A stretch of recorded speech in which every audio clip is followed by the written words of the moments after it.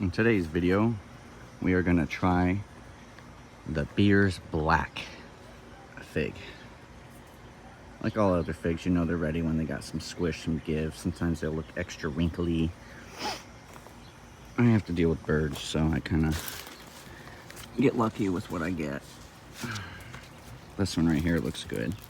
I'm gonna go ahead and open it up, see how juicy it is. Oh yeah, that's a juicy fig. All right, now let's taste test.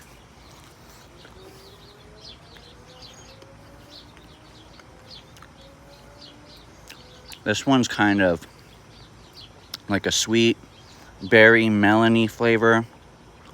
Of course, there's that fig. It's like a mild berry melonish flavor. Sweet. Good. I like it. Good flavor.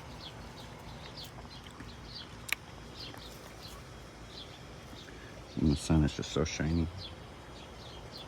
So juicy and moist. Thumbs up.